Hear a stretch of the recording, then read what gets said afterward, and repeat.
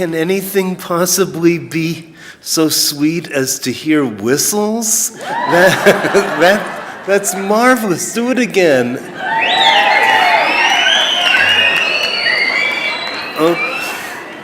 Okay, I don't know if I am capable of explaining to you how special I think this evening is going to be.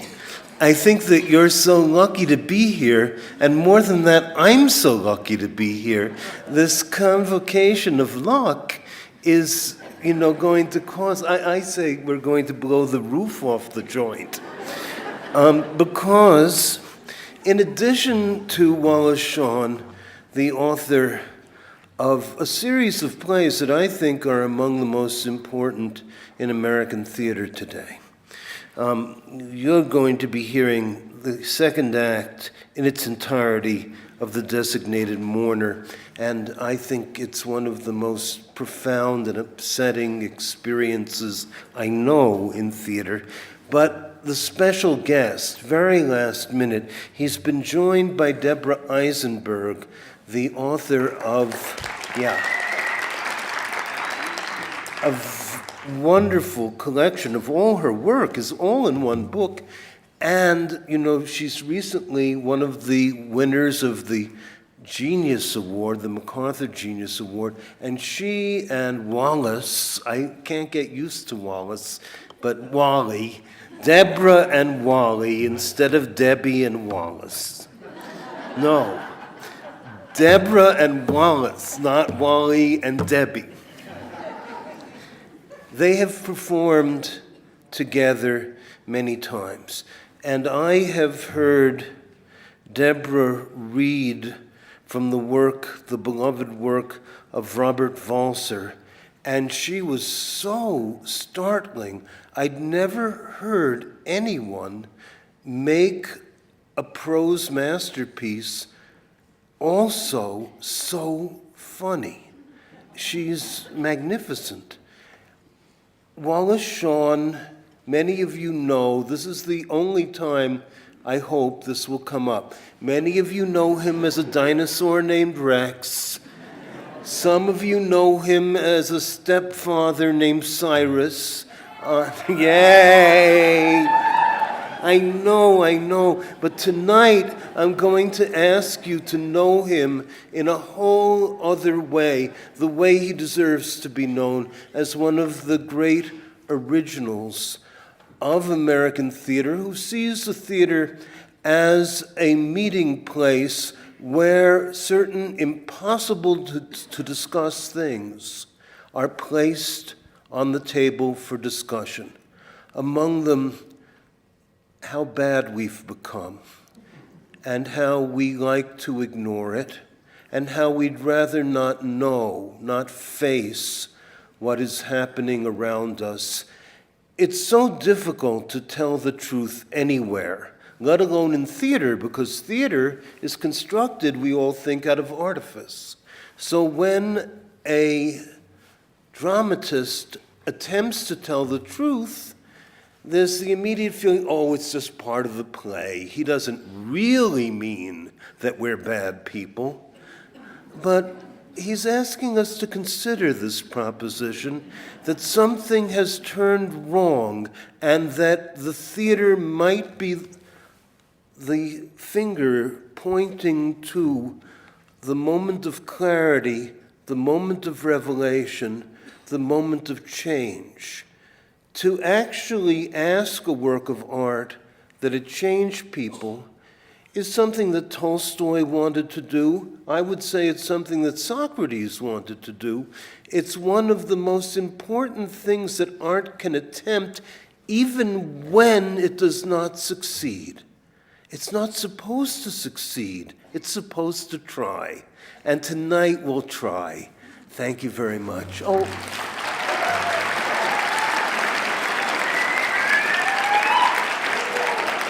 I forgot to tell you, my name is Michael Silverblatt. It's a pleasure to be here.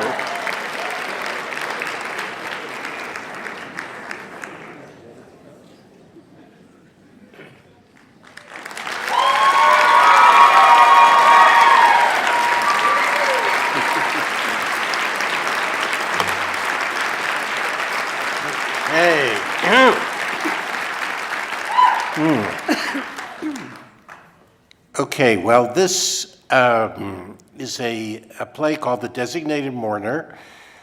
It's a two-act play. The first act, unfortunately, we won't be doing tonight, but we're going to read you the second act. So I'm going to give you a little hint about what's in the first act so you have an idea of what's going on. The play takes place in a sort of country with a right-wing authoritarian regime that is hostile to the poor people of the country. It's a made-up country. There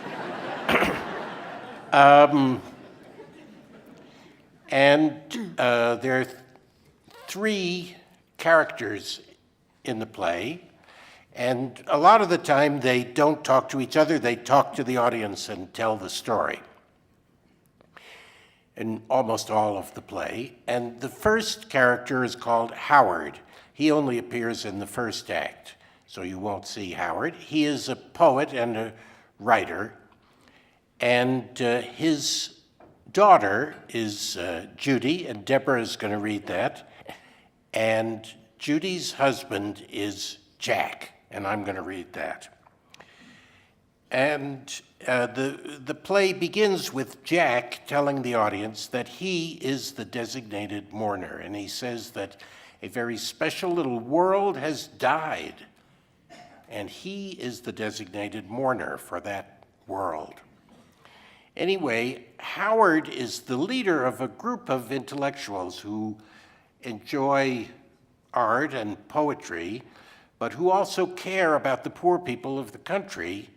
And Howard has written some rather inflammatory essays when he was a young man in which he expresses concern for the poor people of the country, even though he is kind of born into the elite.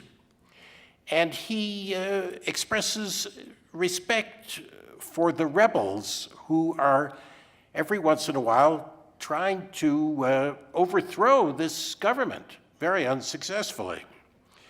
So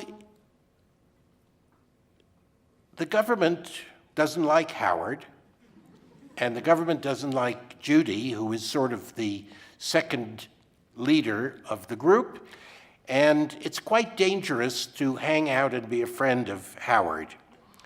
And in the first act, the government starts to crack down out of fear of a rebellion, and they arrest thousands of people in this city where the characters all live, and they shoot thousands of people, and bodies are left in the street. And you could say that things are looking very bad for Howard and his group. But even before the play begins, you know that it was dangerous to be a member of that group.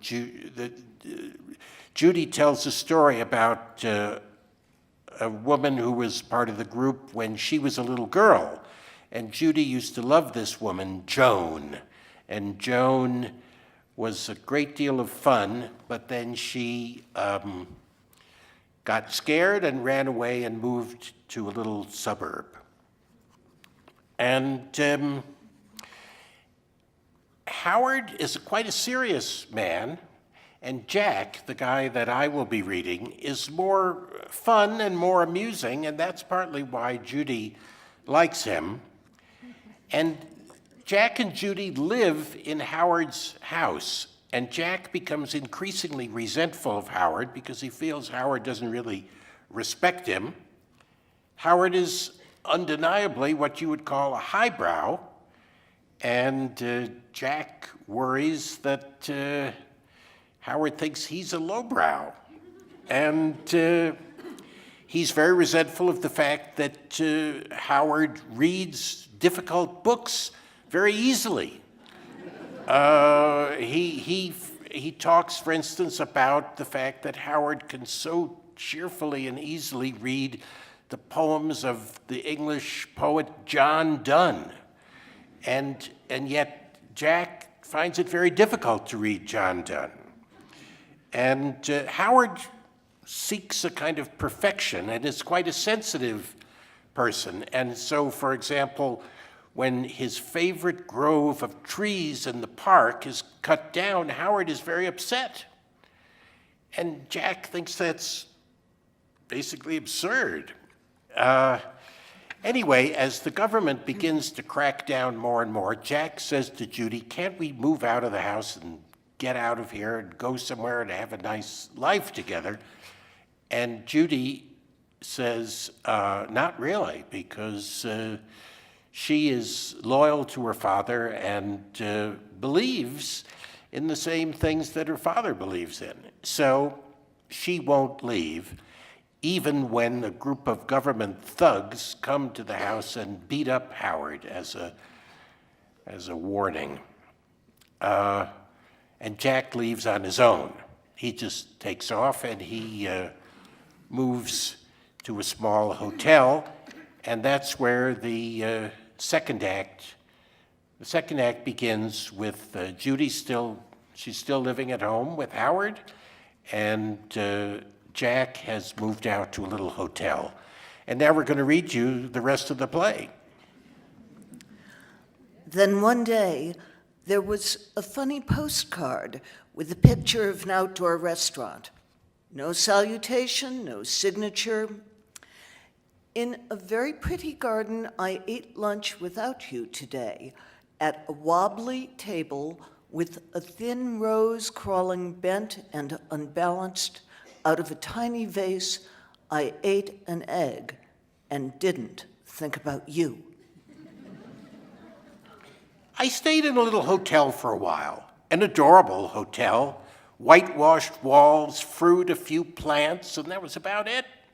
Except that I kept having, guess what, memories. Not particularly painful memories, but one day I found myself brooding about an article I'd seen that had some interesting pictures that had accompanied it. I was thinking particularly of two specific pictures of the very nice actor who was the subject of the article. And one of them showed him hugging his wife, and then the other one showed him in a scene from a movie, and he was hugging the actress who was playing his wife in the movie. And he looked exactly the same in both pictures. And at the time I'd read the article, I'd said to myself, my God, he's a liar. He's lying. He's lying in one of these pictures at least. But now as I thought about it, I suddenly thought, wait a minute, no, he's not lying. He's not lying. He's not lying because he's not pretending to be the same person in both pictures. Jesus Christ, that actor wasn't lying. I'm the one who's lying all day long, because all day long I am pretending to be the same person I was yesterday, the same person I was last week. What's that all about? And why do I do it? What is the point? Why am I struggling every day to learn my lines to once again impersonate this awful character? This terrible character whom I somehow believe I've been chosen to play. This terrible character whose particular characteristics are impossible to remember. I feel exactly the way a criminal must feel, trying so hard every day to stick to the story he was telling yesterday. The alibis, the untrue facts, the interconnected details. It can't be done. You can't remember it all. So why do I keep trying to pretend to be the same when in fact my body is simply a shell waiting to be filled by one person and then another?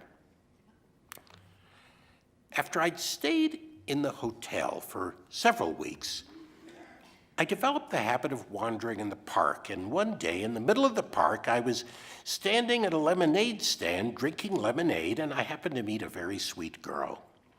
She was with some friends, but she was standing apart from them, and I don't know why. I felt I'd feel comfortable talking to her, so I just went up to her and I started talking. And she responded in a quiet little voice. Her little pink mouth was so small, it was just like a tiny little mouse mouth, really. Her little skirt like a bit of foam from the sea.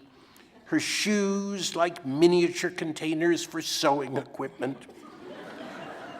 We talked for a while, and her friends then said they were going to leave, but she stayed behind and we kept on talking. She told me her bracelets were a gift from a friend, a girl who died in some freak accident involving a horse. "The horse crashed into a wall," she said. I went out for a while with the lemonade stand girl. I had an affair with her, you see. Would you like to know the subtle approach I used to lure her into it? Well, we were standing there at the lemonade stand, and it was getting dark, and I looked at her very directly, and I said, "Would you like to have an affair with me?" Wasn't that clever? She responded by touching me a little bit crudely. Then she introduced herself. Her name was Peg, and we went to her apartment. I often cried in bed when Peg and I made love because I felt like a lamb who was feeding on grass, and folk tales tell us that happy lambs quite often cry. Holding me in her arms, Peg was limitlessly kind. Her goodness was sort of like an ocean, really, and I was free to swim in it, and I swam and felt free. You know, I'd always wondered, how can people say that they're moved by nature? How could that be possible when the tree, the flower, have really no meaning? No one made them. No one intended anything particular by them, so how can people say that they mean something? Is that not like the belief of someone insane who thinks the raindrops on the window are bringing him a message? No, not at all. Lying next to Peg, I saw I'd been wrong. It was easy now just to look at her shoulder, her neck, her cheek, and receive a kind of direct communication, as if her body were literally speaking to mine, as if I was able to hear things now. A stone talking, or a tree stump at night, or the moon. Anyway, things didn't work out with Peg. She got tired of me. Maybe my problem was just having always been very unhappy. You know, unhappiness being a kind of cold sort of marshland in which other emotions just refuse to grow. One day, lying on a beach after swimming, our teeth chattering, her goosebumped skin pressed close against mine, she said, "Jack, I love you." And I thought, what does she mean? Is she talking about me? My name rang so oddly in my ears. Each night, alone in the house with Father, I'd go to bed late. I'd fall asleep instantly as if I'd been clubbed. Then 3 hours later, I'd wake up again, sweaty, terrified, my heart pounding. Lying in my bathtub in the dark, I'd twist back and forth under the little stream of water, as if an invisible person were whipping me brutally. Mustn't touch myself, I'd think. That would be bad, the wrong direction. All Father's friends were putting pressure on me, as if I were the one who had all the answers somehow, as if I could explain what was going on. Why? Why me? I'd wait and wait. Then dawn would come and the distant sound of violence, that vague, low roaring and groaning, the snapping of guns would finally grow quiet, or almost quiet. That heartsick feeling didn't go away, the oppression, the awfulness, but yeah, sure, it was soothing, it was comforting to feel the sweetness of the morning air, to hear the birds, the insects. Every once in a while, I'd still sometimes throw on some earrings and a dress and go to a party at some embassy or other and chat with the bureaucrats, the wives, the rising young couples, but I learned nothing. Really nothing beyond the obvious fact that half the high officials were in their 20s now. After a while, I just concluded that there wasn't any hope, an important insight. There'd be no happiness in my own life, nor would peace be won in our unlucky land. The government was knocking people's teeth out. Sure, that's what they felt they had to do. So when one walked down the street, one might just possibly trip over a few teeth. And that might be annoying. But could there possibly be anything that I myself could still hope to achieve in the midst of this weird old world of ours?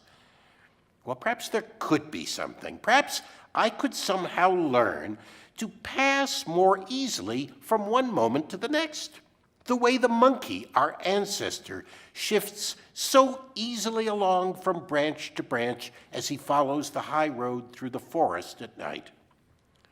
Let me learn how to repose in the quiet shade of a nice square of chocolate, a nice slice of cake. A delicious cup of tea isn't perhaps that hard to come by. The trick to be learned is just not to think of other things while you drink it. The radio broadcast some absurd message. There were to be some new people in high positions, some new policies, all very vague, but from the tone of it, you knew it was going to be bad. Everyone was talking on the telephone all day, and most of the old friends, the ones who were left, wanted to come over to the house. We knew we wanted to be together. Father got inspired and decided to cook. And so that afternoon, around 5, they all came shambling through the courtyard into the garden to stand once again under the stiff little trees with their frozen pods. Mary was there, and Herbert, and Arthur, and Bob, and Sam. Sam brought a jar of Indian chutney, which made a nice compliment to Father's meat. As dusk fell in the garden, we could hear these really extraordinary sounds. You know, the boom of explosions and very loud shots. We knew they were nearer than they'd ever been before. Still, we sat at the garden table or strolled near it, eating the meal that Father had prepared. The odor of the flowers was peculiarly strong, as if their last drops of perfume were being squeezed into the air in the knowledge that no one would be able to smell them later. No one ate much, but we all ate something. Finally, as the sounds of shooting grew louder, we all drifted inside. It was pure, mindless instinct. A light, almost invisible drizzle had begun, so we pretended to ourselves that we simply were going inside to keep dry. There were ominous, silent flashes, a bluish tint to the air, and the dusk deepened. Inside, we stood in the kitchen, moving unnaturally slowly and quietly, no one standing too close to anyone else. "Listen," Bob said. We all listened, and we heard birds approaching, flapping, an almost equestrian sound, sort of like the proverbial thunder of hooves. "Well," Father said, "I'm not exactly known as a superstitious man," and the flapping got a notch louder. But the appearance at such a moment of such an enormous cloud of birds, and then no one spoke for a long time, each one just shifting his weight from foot to foot in his own little circle. I suddenly felt a terrible cramp in my stomach, and I bent over, and then I opened my mouth, and light seemed to pour out of it onto the ground. I could feel, as if it were happening to me, the penis of every man in the room slowly starting to rise. I was crouched over, close to the floor, surrounded by a forest of men, each with a branch at the groin sticking sharply up. And then, with a crack, the rain was suddenly beating down on the garden, rattling wildly on the windows, and after a little time, through the roar of the rain, I heard the sound of breaking glass, as if bottles were being thrown and broken. And then the grinding gears of a truck pulling up, stopping in the driveway, just where the milkman's truck always used to stop. Would they ring the bell like the milkman used to do to give us the bill? We drifted into the living room. Arthur sat in a chair, so did Bob, Mary, and their bodies sort of slowly curled up in the chairs. Their expressions really were just of waiting, a little bit puzzled, like patients sitting in their pajamas in hospitals. Then there were sounds of commotion in the garden. At first, no one even went to the windows to find out what was happening. I finally did, though, and in the darkness and rain, the light from the house picked out a few spots I could see on the lawn. Patch of flowers, some dishes, food. I saw a blur of men moving quickly around. Then, by the table where we'd all had our meal, I saw a dead person lying. A young man. His skull had been crushed. He lay in the mud, face downward, the rain pouring over him, the inside of his head washing out onto the lawn.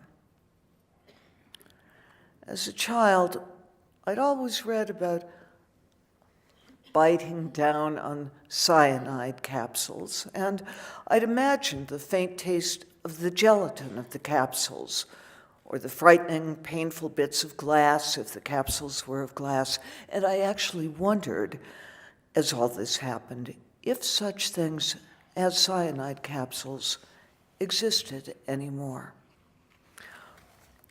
I thought of the weight, the heaviness of Jack, and then it was almost funny because it was so exactly like what one had always imagined.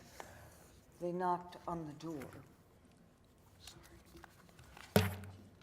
So yes, we landed exactly where we knew we would land, like parachutists. Like the last pieces of the puzzle, we floated down into the space that had been waiting. And once it was happening, it seemed right. And all the times we'd prayed, God, don't let it happen, seemed far away. I excused myself, went upstairs to the toilet and vomited. Then I brushed my teeth, came back downstairs, and I was more or less fine, shivering a bit as we went out into the rain, but still perfectly able to walk to the truck. God, I'd spent a lifetime being afraid of being locked in a cell, of being slapped in the face, of being punched, of being watched by someone while I sat on the toilet. In 1 second, it all dropped away. I let go of it in a second, like opening a fist, letting a bird out of a cage. Not the sound of a door closing. It felt like the sound of a door opening. A girl whom someone has locked in her room, then the sound of her footsteps clattering as she bursts out and runs outside. Judy and Howard and their friends went to prison. Seems fantastic to say that. I never thought I'd be saying that sentence about people I knew. They went to prison. And it was a hard time, and a long time, 5 years. Arthur and Bob, well, they died fairly soon. You know, if there was a draft coming through a window in a restaurant, it was too much for Arthur, so I suppose you can imagine that the famously cold, famously damp climate of our rather famous local prison didn't agree with him at all, or with Bob either. They shriveled up like little mice and died. Mary, a bit hardier, lived 3 years, and Herbert 4. Then finally Sam died, and well, by the end of the 5 years, only 2 of the old gang were there to be released. Judy, by decades the youngest, and can it be true? Guess quick before I tell you. Yes, in fact, the other one was that terribly delicate, terribly infirm old man, Howard. God, what a surprise. Strangely, of course, by the time they got out, although Howard naturally found himself in the best of health, Judy was sick with something or other, one of those illnesses that keeps going away and then coming back. One night when Judy and Howard were in prison, I was at a party, sort of stuffing myself with cheesecake and pie, and I started talking with this rather eccentric, rather dizzy older woman. I guess she was drunk. I know I was. She looked like she didn't go to parties all that often, and the outfit she wore was somewhat bizarre. All of a sudden, I had a blinding intuition. Wait, you're Joan, I suddenly said, and I was absolutely right. Isn't that amazing? It was the legendary Joan. And because we were drunk, we had a long, frank talk, and at one point she asked me, well, what was your problem with Howard, basically? Oh, I don't know, I said. I guess it was how much I hated him, really. Yes, exactly. That was my problem, too, she heartily agreed. To be quite frank, one has to say, those were not bad years for a lot of people. A lot of people were getting by, not doing that badly, or even doing a bit better than that. I myself had a pretty good job. I wrote a column on sex for the Morning Urinal, as everyone absolutely insisted on calling it. It wasn't really such a terrible paper, but everyone just loved to make fun of it for some reason. It showed people's boldly independent spirits, I suppose.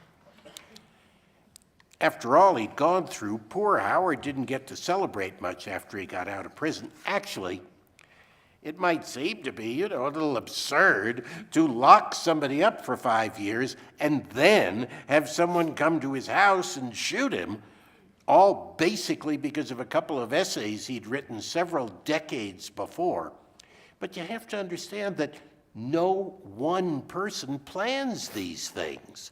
Person A decides the first thing, person B decides the second. That's just how it works. Someone had a fetish about mealtime shootings, one is bound to conclude. He was sitting at a table in his bedroom, and Judy had just brought him a plate of cold meat and salad, and just as in all the descriptions one had heard 1,000 times, it was, "Don't get up," the guy walking behind him, the hole blasted into the back of his head, the blood pouring endlessly onto the plate. When I learned about it, I went over, of course, to see Judy. A month later, she sold the house, and I went over again to help her pack things up. Oh my God, that whole thing of moving, so depressing. The sale of effects, the garage cleaned, even the oil stains partially removed by some new process, the books in boxes carried down the stairs ever so gently as if they were crates of eggs. I felt a sadness on the stairs as we took down the books, as I hadn't really when we'd carried down the corpse. Carrying the corpse down the stairs, I'd only thought, well, he won't be going down these stairs again. We went away together, and we spent the night in a dirty little town way out on the water. The hotels were closed, all the fancy places, the big restaurants. It was the off-season. For whatever reason, we didn't bring anything warm enough to wear. We were both freezing. Well, it was a dark, black, starless, moonless night with gusts of wind banging like fists on the windows of the little inn where we'd finally found a place to stay. We walked up a narrow flight of stairs with piles of old towels thrown on the landings. We turned a peculiar bent key in the door. I had to hold on to the doorknob for a moment to keep from fainting. There was no heat in the room at all. What about me? I asked her. What about me? Did you worry about me when you were away? I was thinking, we already are older and wiser. She told me she found my sweater quite nice, very nice colors. I cried a little, then a bit more, dribbling, you know. So love, apparently, was the last thing to go, and I was apparently the last one there to see the end of it. I watched the little flame as it sputtered and spattered, bent its head, and turned into a vague little plume of smoke. Oh, well. So that's how it turned out. Who would have guessed? I didn't really want to, but I put my hand around Judy's waist and held her next to me. It was a small gesture which could lead to nothing. My dick lay limply inside my trousers like a little lunch packed by Mother.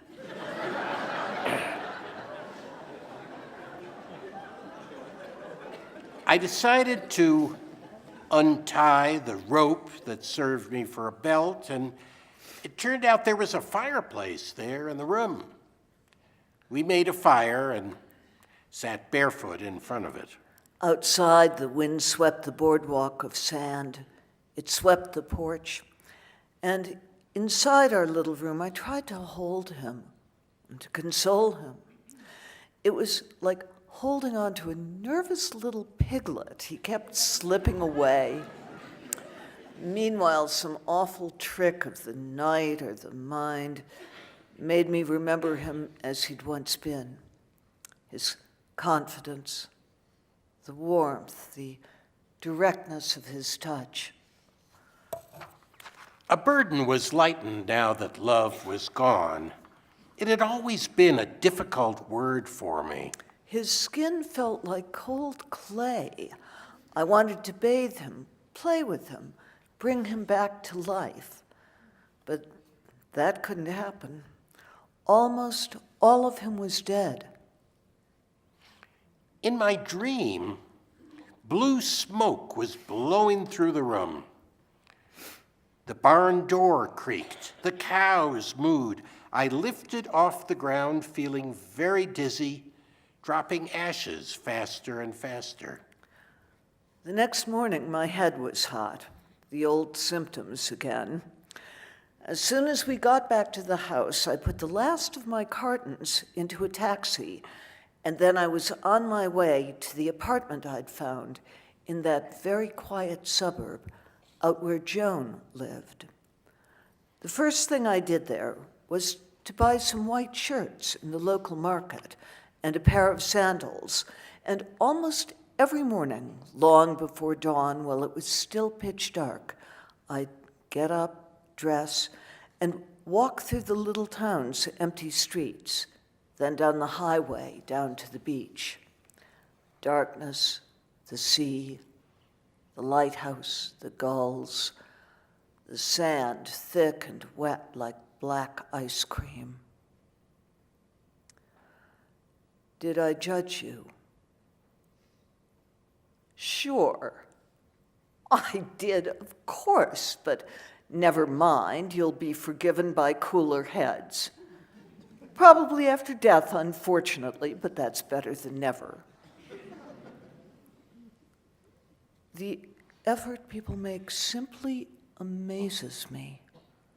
Just to get up, get dressed. It's not that easy. To feed oneself,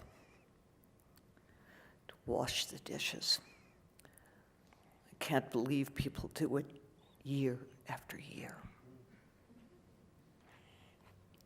After the night I saw Judy, as the months passed, I lost my job, but I kept up with my habit of walking through the city. And there was something else that began to happen, where every time that I thought the word I, it sort of echoed or rang out in my mind, and I was troubled by it. The idea of the self was obsessing me now. What were we all constantly talking about? I didn't get it. The self. The self. What was the self?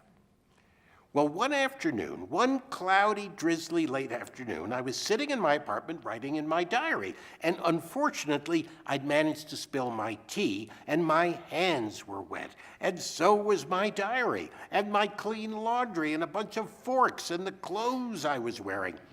And as I reached for a rag and started to wipe things up, I suddenly understood it very, very clearly. And the clarity made me queasy, as if a door had been opened and bright light and oxygen had flooded into my brain. As the rag sat soaking in the tea on my lap, I understood that myself was just a pile of bric-a-brac, just everything my life had quite by chance piled up. Everything I'd seen or heard or experienced, meticulously, pointlessly, piled up and saved. A heap of nothing. A heap of nothing which had somehow been compressed into some sort of a form, and which had somehow succeeded in coming alive, and which quite ridiculously now sort of demanded tribute, declared itself great. And the amazing thing was that I'd gone along with it.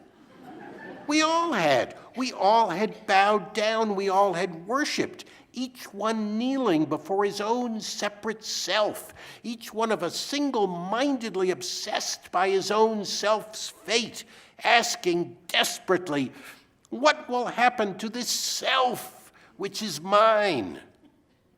Will the thing I call I achieve magnificence and success? Will the thing I call I be admired? And will my marvelous self finally have the chance to express itself? How idiotic! And how boring! How boring, how boring, how boring, how boring. And was this obsession even sincere? Did we honestly feel that no questions but these were of any interest? I wondered if the show of adoration wasn't perhaps just a bit overplayed, whether all the overacting didn't possibly reveal an element of pretense. And as I thought all this, I felt I saw, standing by the window in the fading light, that very creature, that self, which was mine, that ludicrous figure whom I'd approached till now with such ostentatious displays of respect, such fervor, groveling, hand-kissing, and tears.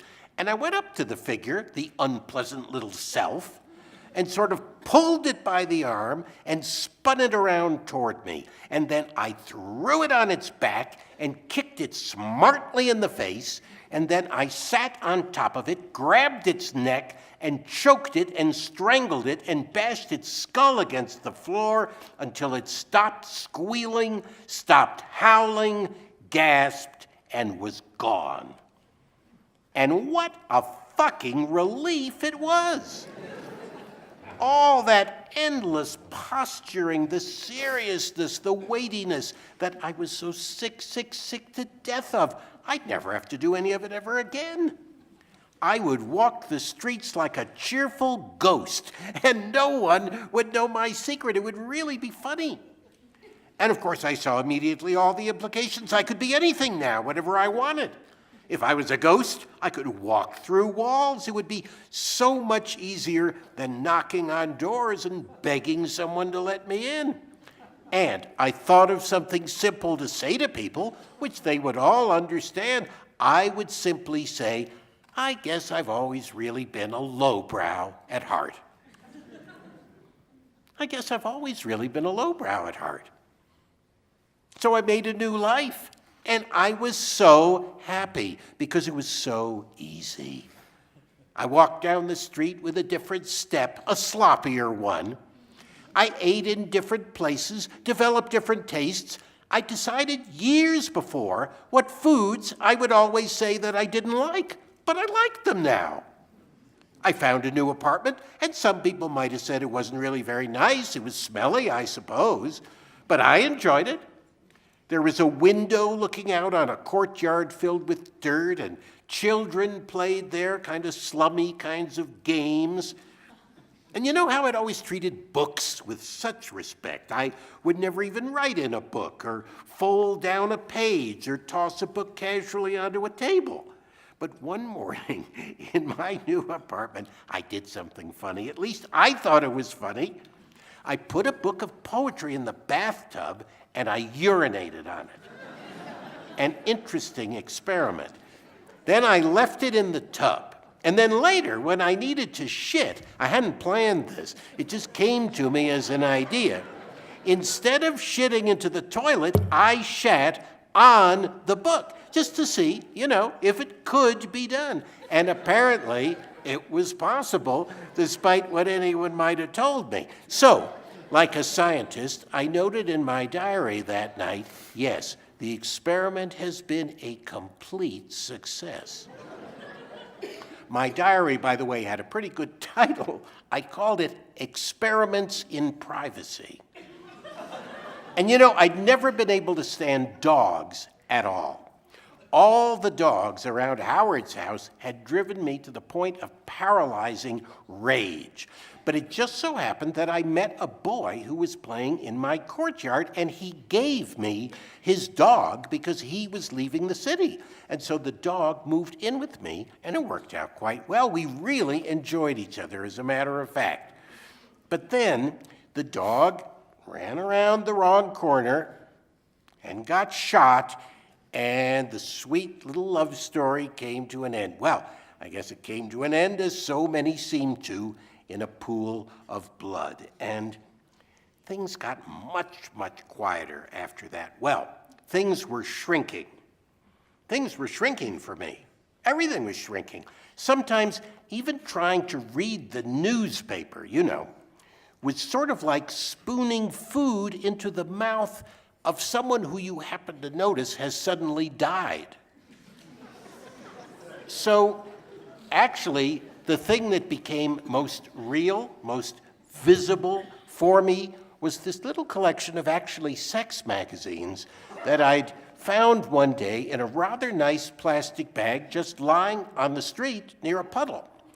So I spent a lot of time with the somewhat arbitrarily selected group of people who happened to appear in those particular magazines. In fact, I got to know them awfully well. Their foibles, whatever, their idiosyncrasies, poses, gestures, expressions, smiles. And then that too was gone one day. One day it went. I looked at the pictures and got absolutely nothing. I felt nothing. I saw nothing. The pictures were dead. They were paper. They were nothing. One day, inevitably, buying some flowers, I ran into Joan. And so what could she do but invite me to visit? Coffee and buns in her backyard, neat and tidy, but in the brilliant sunshine, I couldn't get warm. I felt soaking wet. The nice maid brought out a blanket and draped it carefully across my shoulders. There was no feeling at all between me and Joan. So I talked about myself. I talked without stopping for 2 hours about myself, pulling little sounds of understanding out of poor Joan's mouth, the way in prison we pulled plates of food from slots in the doors. God, she was bored. But a few months later, she invited me again, and I sat in the kitchen while she cooked a stew. And as she worked away, stirring the big pot, she looked for all the world like a large rodent. Most evenings, I stayed at home, made some food, played some music. But one night, it was not long before Joan died, one night I actually ventured into the city and I went to see a play, The Stone by Leibowitz. I must say, I really loved it, and Lars Helbig especially, in the role of the doctor. That whole day, I thought about the play. But then, the next night, I had dinner with Joan. She'd seen the play the week before and had found it sentimental, and Helbig's acting she'd found very broad. When she said those things, the performance that was sitting in my memory was poisoned. It died. Every moment of it died on contact with her words. Every moment's hopeful little face turned purple and died. In the days that followed, it was painful to revisit what had become of the memory I'd had. Finally, I emptied the whole evening out of my mind like trash. It was one of those weeks when loose ends, apparently, were being tied up. You know, once the people who do cause trouble are gone, then it's time to get the ones who might cause trouble, or the ones who might possibly have been able to cause trouble 20 years ago, or, well, you know the whole story. Eventually, it's a matter of tying up loose ends. Tying up loose ends, or cutting them off, is just an inevitable part of the process, obviously. And so, of course, is the perennial parallel campaign for the betterment of humanity, or whatever you want to call it, in aid of which we were being treated now every week or so to demonstrations of a very new approach to executions, in which 8 or 10 people would be taken into a room, seated in these chairs that made their heads bend way back, and fitted up with brightly colored tubes in their mouths, which supposedly did away with them with very little pain, in this rather odd ceremony, somehow with music or God knows what. So anyway, as I sat there in my apartment one morning, slowly reading an article in the newspaper about this latest attempt to elevate our moral and aesthetic taste, I happened to look over at one of the photographs accompanying the article, and I noticed that among the bedraggled-looking people sitting in those chairs, being fitted with tubes, were those rather tiresome moralists whom Howard had found so boring, Tom and Eddie. I quickly scanned the row for their former friend Martin until I somehow remembered that he'd recently been appointed Minister of Supplementary Tugboat Rewiring or something of the sort. And then I happened to notice that the woman sitting in the very last chair with her head at that rather odd angle was obviously Judy.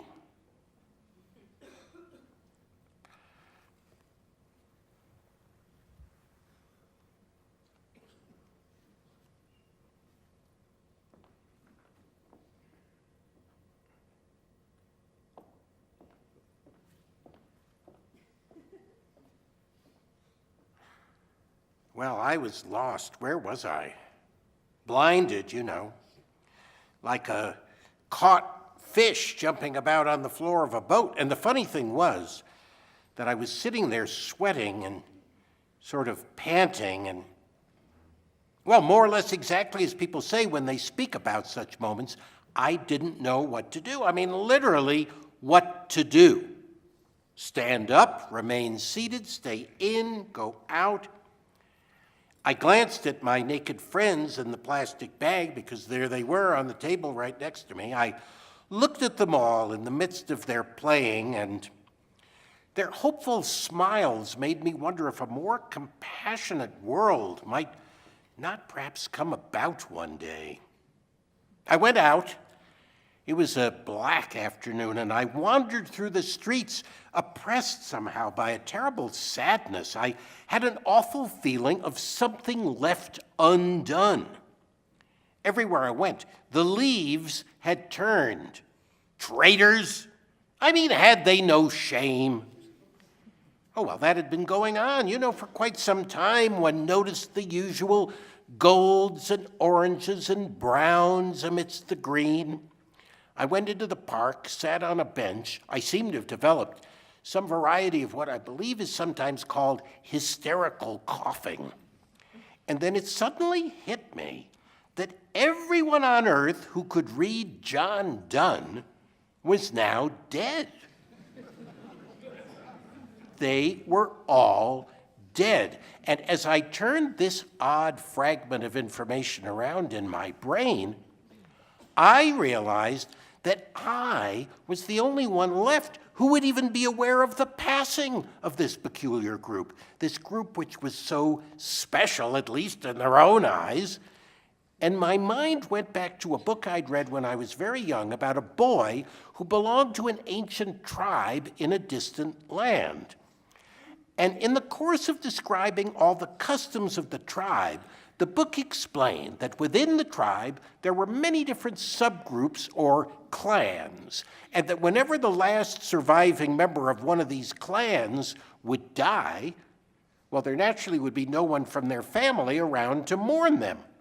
So then someone who had known that last survivor, and if there was no one left who had known them well, then it would simply be someone who had known them a little, would be appointed to mourn publicly in a sacred spot the passing of that whole extinguished clan, the Designated Mourner. And I recalled how the boy in the book had performed that function on a certain occasion, lighting a magnificent sacred fire, weeping and remembering. Well, very close by in the center of the park stood that rather dark, cavernous, and always overcrowded cafe to whose allure all visitors to the park would eventually succumb on even the nicest days, despite the well-known quality of its ambiance and food. And I wandered toward it, went inside, found a table, and ordered a cup of tea from an overworked waitress. Well, along with the tea, and of her own volition apparently, or maybe it was the policy of the cafe's management, the waitress brought a plate which held a small pastry, a sticky kind of cake whose bottom rested on a bit of paper. And as the waitress left me, I saw my opportunity. First, obviously, I ate the cake. And then I grabbed some matches which sat nearby me, and I glanced around, and I lit the bit of paper. I am the Designated Mourner, I said. The bit of paper wasn't very big, but it burned rather slowly because of the cake crumbs. I thought I heard John Donne crying into a handkerchief as he fell through the floor, plummeting fast through the earth on his way to hell. His name, once said by so many to be immortal, would not be remembered, it turned out. The rememberers were gone, except for me, and I was forgetting his name, forgetting him, and forgetting all the ones who remembered him. A few patrons and waitresses looked over at me irritably until the fire went out. Then I left the place, and I was back in the park. Would you believe that things were already more peaceful? Well, they were, frankly. I could even feel myself breathing more easily and deeply. everyone I saw looked calmer than before.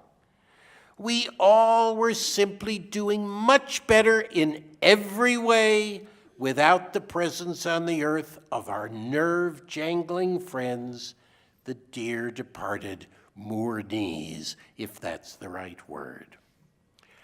I sat once again on the bench I'd been sitting on before. The sun was going down, and I have to say that the colors in the park were quite extraordinary, almost edible, one would have to say.